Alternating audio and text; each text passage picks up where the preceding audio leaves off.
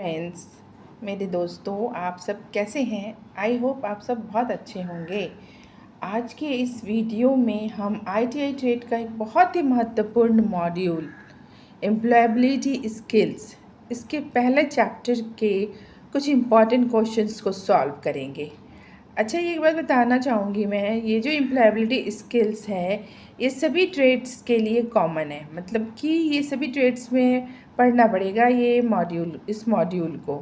तो इस चैप्टर 1 के 12 क्वेश्चंस को सॉल्व करेंगे और उसे बड़ी आसानी भाषा में समझेंगे। तो चलिए शुरू करते हैं। पहला क्वेश्चन है इस मॉड्यूल से, which of the options is an employability skills. Option A, digital skills, good interview skill, good communication skills. Correct answer है होगा इसका ऑल ऑफ दिस, मतलब डी में है ऑल ऑफ दिस। तो मैंने यहाँ पे लिख दिया है कि ये करेक्ट आंसर है। अब इसका एक्सप्लेनेशन आप सुन लीजिए कि एक्चुअली में एम्प्लॉयबिलिटी स्किल्स क्या है। तो एम्प्लॉयबिलिटी स्किल्स वो सारे हुनर होते हैं, वो सारे स्किल्स होते हैं जो आपको नौकरी दिलाने और वहाँ टिके रहने में मदद करते हैं। तो इसमें जो पहला ऑप्शन है डिजिटल स्किल्स में मतलब हो गया कंप्यूटर चलाना, इंटरनेट यूज़ करना आना। दूसरा ऑप्शन है गुड इंटरव्यू स्किल, ये भी बहुत ज़रूरी है, बातचीत करने का अच्छा तरीका, गुड कम्युनिकेशन स्किल्स। तो ये तीनों का तीनों बहुत ज़रूरी है और ये तीनों के तीनों जो स्किल्स हैं ये एम्प्लॉयबिलिटी स्किल्स कहलाएंगे। इसलिए इसका आंसर क्या होगा? इसका आंसर होगा answer number D, all of these. सही है। चलिए आगे चलते हैं। Question number 2, an employee is someone who एक कर्मचारी कौन होता है? Options are goes to school to study, क्या वो स्कूल जाता है? डज नॉट वर्क, वो काम नहीं करता है? वर्क्स फॉर अ सैलरी, वो सैलरी के लिए काम करता है? Goes to play. तो इसका आंसर आप आराम से समझ सकते हो कि इसका आंसर क्या होगा। आंसर सी होगा, work for salary. Answer C, work for salary. Correct answer is work for salary, number C. Explain कर देती हूँ कि वर्क फॉर सैलरी तो इसका आंसर होगा। इसका एक्सप्लेनेशन ये है कि जो कर्मचारी होते हैं, जो एम्प्लॉय होते हैं, वो व्यक्ति होते हैं जो किसी कंपनी, संस्था या कोई उनका मालिक होता है जिनके लिए वो काम करते हैं और उस काम के बदले में उन्हें हर महीने निश्चित वेतन, जिसको सैलरी कहते हैं इंग्लिश में, वो मिलती है। ठीक है, तो the answer is work for salary. चलिए चलते हैं नेक्स्ट क्वेश्चन 3 की तरफ। क्वेश्चन नंबर 3 है, which are the two skills needed for good career growth? तो ऑप्शन है singing, dancing, gardening, technical skills and employability skills. तो इसका आंसर क्या होगा? आंसर होगा technical skills and employability skill. इसका अगर एक्सप्लेनेशन करें, करियर में आगे बढ़ने के लिए 2 चीज़ें चाहिए। पहली टेक्निकल स्किल, जैसे अगर आप मैकेनिक हैं तो गाड़ी ठीक करना, या कोडर है तो कोडिंग आना, और एम्प्लॉयबिलिटी स्किल्स जैसे टीम में काम करना, समय पर आना और अच्छी बातचीत करना। बिना इन दोनों के मेल से करियर में बड़ी तरक्की मुश्किल है।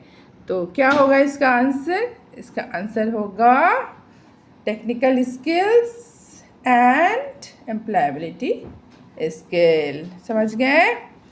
चलिए चलते हैं नेक्स्ट क्वेश्चन की तरफ। Question number 4, the meaning of employability skill. Employability skill, ये मॉड्यूल का नाम मैंने बता दिया है ना? इसका मतलब क्या होता है? चलिए ऑप्शन से ढूंढते हैं इसके मतलब को। ओके, क्वेश्चन नंबर 4 जो है कि क्या मीनिंग है एम्प्लॉयबिलिटी स्किल्स का, इसके ऑप्शन थोड़े से कंफ्यूजिंग हैं। जैसे पहला ऑप्शन है skills to get a job, वो सारे हुनर जो जिससे जॉब आपको मिल सके। दूसरा है skills to be good employee. तीसरा ऑप्शन है skills for good communication. And लास्टवा ऑप्शन है ऑल ऑफ द एबव। अब यहाँ देखिए इसके जो आंसर होंगे, पहले मैं आंसर बता दे रही हूँ। इसका आंसर होगा, करेक्ट आंसर जैसे आप देख भी रहे हो कि पीडीएफ में लिखा हुआ है, skills to be good employee. Skills to be good employee, this is the number B, this is the number B. Okay, explanation देख लेते हैं इसका। तो देखिए, वैसे तो ये स्किल्स जो दिया, पहला जो ऑप्शन दिया गया है नौकरी पाने और बातचीत में मदद करती है, लेकिन इसका मुख्य और सबसे मतलब ये जो ऑप्शन है skill to be get a job, हाँ ये भी सही है बिल्कुल, लेकिन इसका मुख्य और सबसे सटीक उद्देश्य आपको वर्क प्लेस पर एक बेहतर जिम्मेदार और कुशल कर्मचारी बनाना, ताकि आप अपनी कंपनी के लिए फ़ायदेमंद साबित हो सके। तो ये ऑप्शन कन्फ्यूज़न था, बच्चे हो सकता है डी नंबर लगा दें, ऑल ऑफ द एबव। लेकिन जो इसका मुख्य उद्देश्य है एम्प्लॉयबिलिटी स्किल्स का, जो मेन मीनिंग है वो है skills to be a good employee. Understood? एक अच्छा कर्मचारी बनाने के कौशल ही इसका मतलब होता है एम्प्लॉयबिलिटी स्किल का। चलिए नेक्स्ट क्वेश्चन की तरफ चलते हैं। Question number 5, what we learn something online is called? ये तो very easy question. Unlearning, teaching, e learning, marketing. The option is C, e learning. जो भी आप ऑनलाइन सीखोगे वो ई लर्निंग में ही आएगा। इसकी एक्सप्लेनेशंस अगर मैं करूँ तो यहाँ ई का मतलब होता है इलेक्ट्रॉनिक, इंटरनेट, मोबाइल या कंप्यूटर के जरिए घर बैठे पढ़ाई करने या कुछ भी नया सीखने की प्रक्रिया को हम ई लर्निंग कहते हैं। ठीक है, समझ गए? चलिए नेक्स्ट क्वेश्चन की तरफ चलते हैं। Question number 6, the benefits of learning online are. Online learning का बेनिफिट्स क्या है? जब हम ऑनलाइन लर्निंग कर रहे हैं तो इसका बेनिफिट्स हमें क्या मिलता? ओके, तो क्या था क्वेश्चन के benefits of learning online. Online जब हम कुछ सीखते हैं तो उसके क्या फ़ायदे होते हैं ये बताना है। तो we can learn any time any end from anywhere. हम किसी भी समय और कहीं से भी सीख सकते हैं।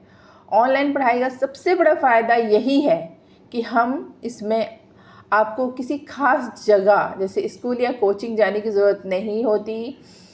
आप अपने समय के हिसाब से घर बैठे सफ़र करते हुए या रात में भी पढ़ाई कर सकते हैं। ठीक है, तो ऑप्शन क्या होगा? We can learn any time and from anywhere. This is the answer. Correct answer is A. Options are, next options को भी मैं पढ़ लेती हूँ। Become friends with our classmates, no. Go home fast, no. See the library, no. The answer is the benefits of the learning online is we can learn anytime and from anywhere.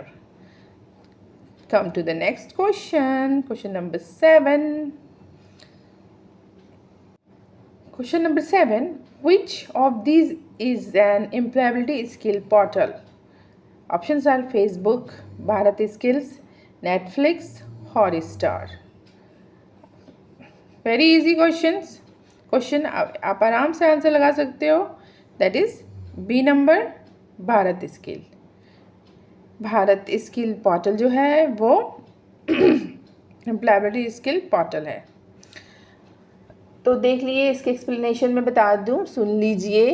Bharat skill Bharat सरकार DGT द्वारा बनाया गया एक आधिकारिक online portal है जहां ITI और अन्य छात्रों के लिए पढ़ाई का मटेरियल, एम्प्लॉयबिलिटी स्किल्स के कोर्सेज और मॉक टेस्ट मुफ्त में उपलब्ध होते हैं। जबकि फेसबुक, नेटफ्लिक्स और हॉटस्टार मनोरंजन, entertainment and these are the social media platform. Understood? The answer is Bharat skill. चलिए नेक्स्ट क्वेश्चन की तरफ चलते हैं। क्वेश्चन नंबर 8,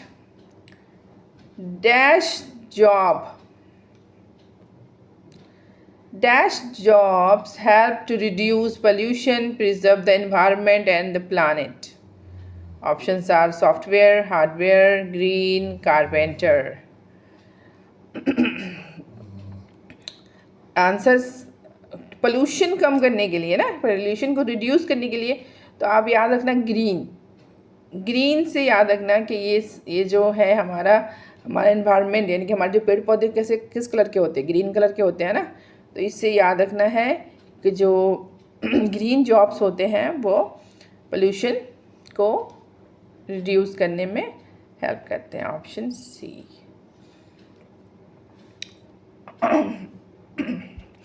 ग्रीन जॉब उन नौकरियों को कहा जाता है जो सीधे तौर पर पर्यावरण यानी कि एनवायरनमेंट को बचाने, प्रदूषण कम करने, सोलर एनर्जी को बढ़ावा देने, रिसाइकलिंग जैसे कामों में जुड़ी होती है। समझ गए ग्रीन जॉब्स क्या होते हैं?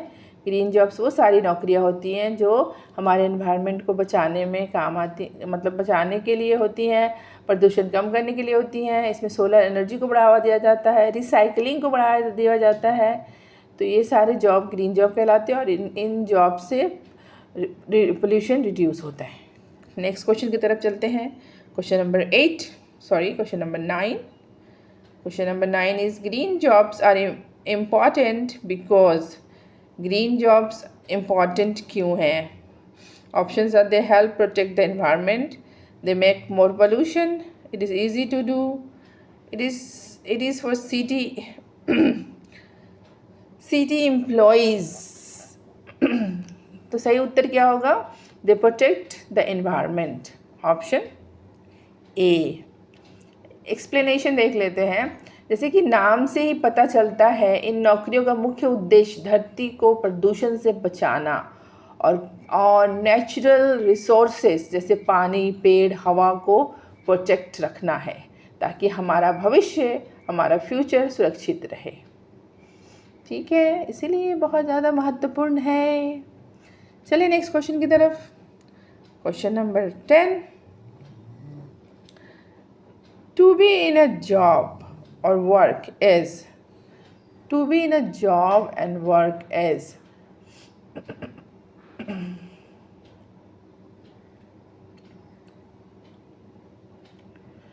किसी नौकरी या काम में लगे होने का क्या मतलब होता है? क्वेश्चन क्या है? To be in a job और वर्क, किसी जॉब में लगे हुए हैं, किसी काम में लगे हुए हैं, क्या मतलब हुआ? तो क्या कहलाते हैं? Employee, skills, knowledge, aptitude. जब कोई व्यक्ति किसी कार्य या नौकरी में व्यस्त होता है और उसे अपनी आजीविका कमा रहा होता है तो उस स्थिति को एम्प्लॉय या रोजगार की स्थिति कहा जाता है। समझ गए? तो क्या कहलाते हैं वो लोग? एम्प्लॉय कहलाते हैं। ऑप्शन होगा इसका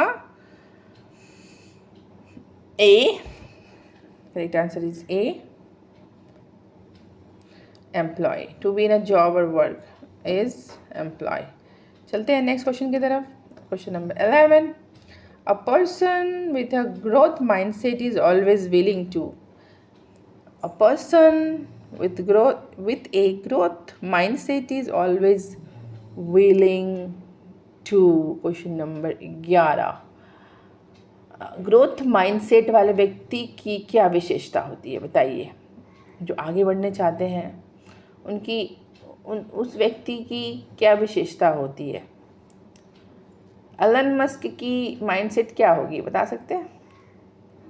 always willing to grow, change, learn, है कि नहीं? ये होगा ऑप्शन।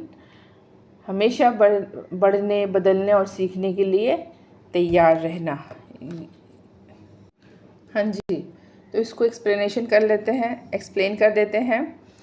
तो ग्रोथ माइंडसेट यानी कि विकासवादी सोच वाले लोग मानते हैं कि मेहनत और सीखने से अपनी काबिलियत को बढ़ाया जा सकता है। मेहनत करके और नया स्किल सीख कर वो अपनी काबिलियत को बढ़ा सकते हैं। वे नई चुनौतियों से डरते नहीं हैं, वो नए चैलेंज से डरते नहीं हैं, बल्कि हमेशा कुछ नया सीखना और ख़ुद को बदलने के लिए तैयार रहते हैं कि चलो ये फेलियर हो गया तो नेक्स्ट ट्राई करते हैं, अच्छा ये फेलियर हो गया तो दूसरा ट्राई करते हैं। वो हिम्मत उनमें हिम्मत जो होती है बहुत ज़्यादा होती है और वो हार नहीं मानते हैं। ऐसे होते हैं ग्रोथ माइंडसेट वाले लोग। तो ऑप्शन क्या होगा? Grow, change and learn, option B. चलिए चलते हैं लास्ट क्वेश्चन की तरफ। क्वेश्चन नंबर लास्ट है, jobs that have become outdated in the past 5 years।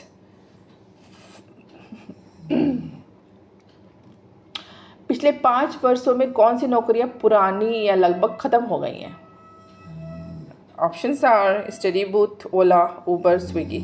आप बताइए, आप आंसर दीजिए, आसानी से दे सकते हैं। ओला, उबर, स्विगी तो चल रहे हैं, एक जो स्टडी बूथ है वो बिल्कुल गायब हो चुकी है। तो आंसर होगा इसका ए, स्टडी बूथ।